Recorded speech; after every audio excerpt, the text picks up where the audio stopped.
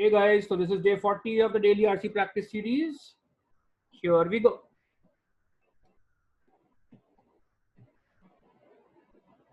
In the first paragraph, author introduces E.W.'s Eric Williams' view that emancipation of slaves in Britain was a result of economic factors and not humanitarian principles.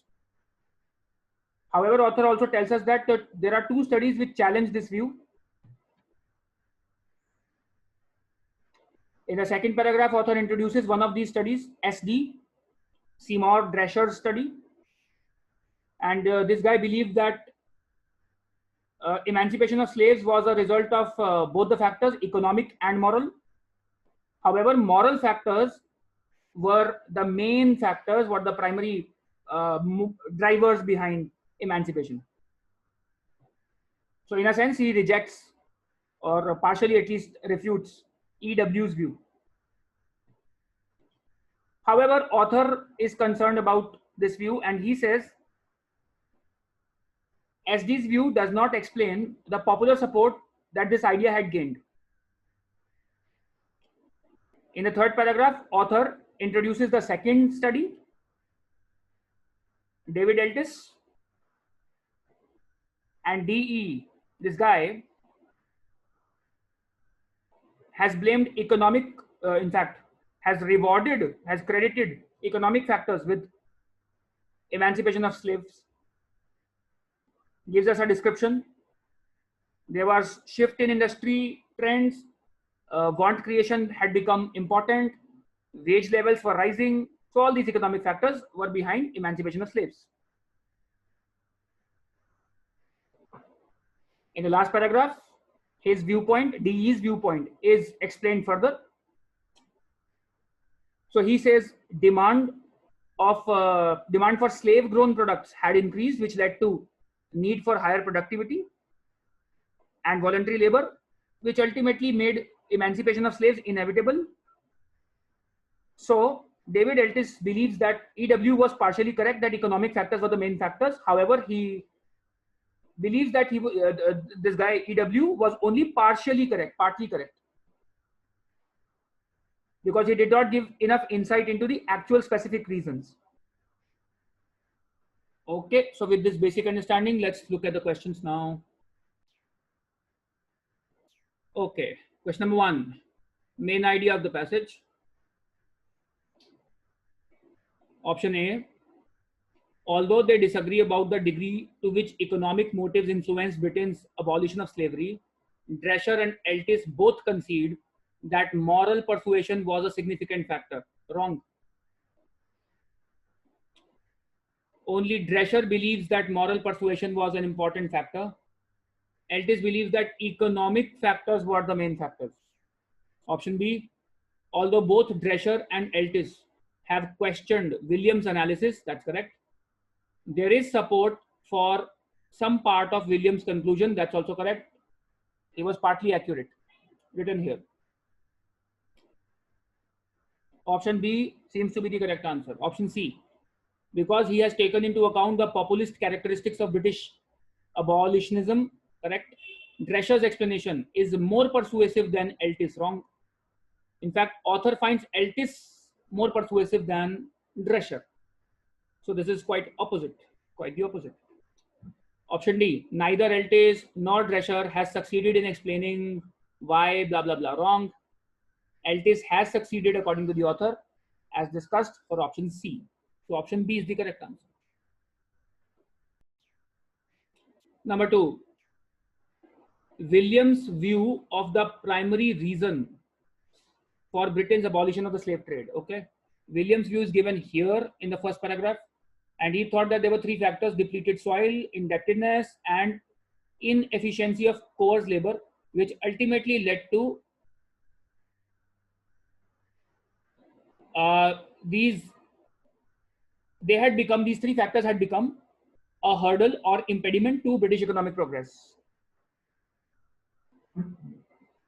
Option A, British populism appealed to the people of varied classes, parties, and religions, not mentioned, alien to Williams' view. This was actually Drescher's view and maybe Eltis's view also. Option B, both capitalists and workers in Britain accepted the moral precepts. In William's view, moral reasons were not the actual reasons behind emancipation of slaves. Economic reasons were the main reasons. So again, this goes contrary to William's view. Option C, forced labor in the colonies could not produce enough goods. So productivity, has William cited productivity as a factor behind emancipation of slaves?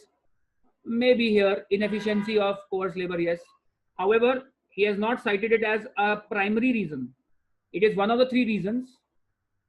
And ultimately, the main reason was these three had become impediment. Slavery had become impediment to British economic progress.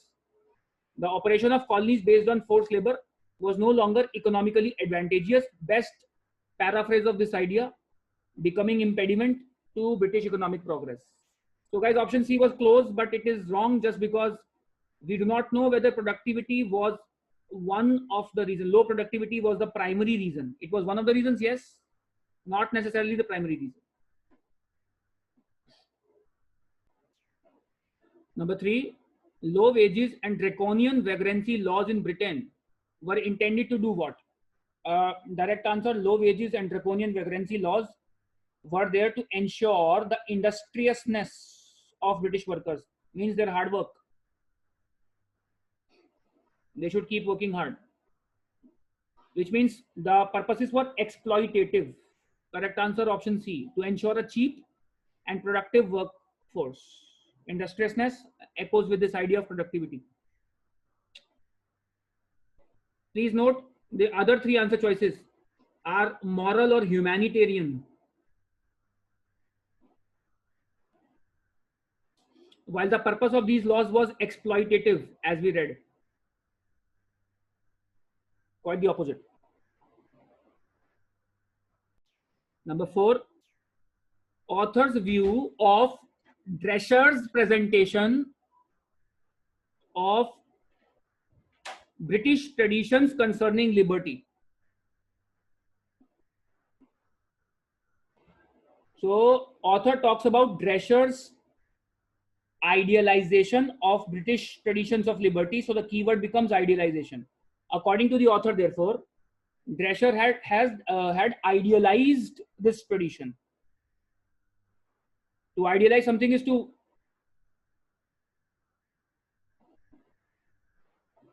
not talk about its realistic dimensions, rather to talk about the romantic dimensions or imagined dimensions.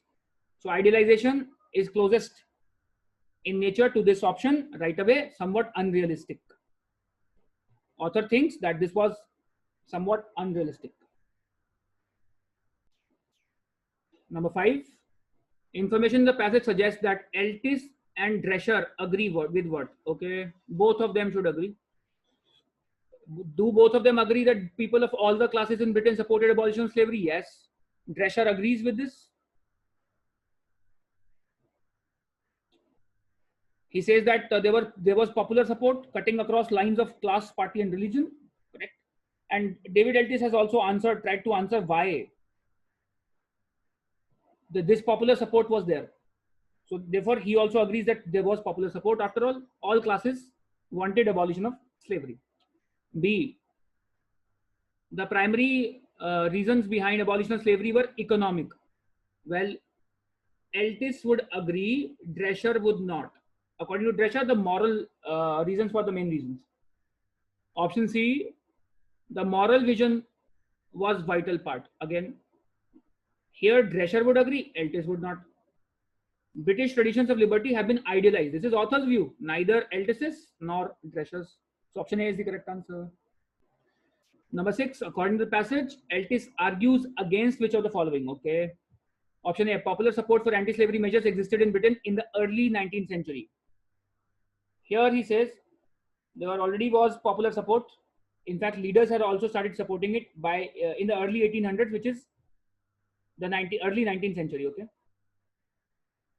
So Eltis supports this view rather than argue against it. Option B, in the early 19th century, colonies that employed forced labor were still economically viable. Well, author, this guy Eltis has not really said anything about, he does not argue against this view, nor in favor of this view.